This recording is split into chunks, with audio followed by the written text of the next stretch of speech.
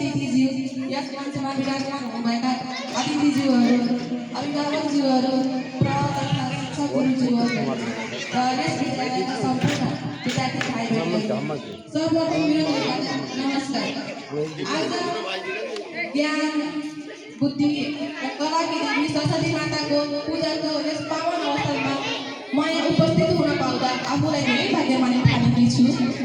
आज यो शुभ अवसरमा हजुरहरू यहाँ उपस्थित हुनुभएकोमा हामी धेरै आभार छौँ र यो शुभ अवसरमा उपस्थित हुनुभएका सम्पूर्ण अभिभावकज्यूहरू, शिक्षकज्यूहरू, विद्यार्थी भाइ बहिनीहरूलाई म हृदयदेखि नै स्वागत गर्दैछु र धन्यवाद दिन चाहन्छु।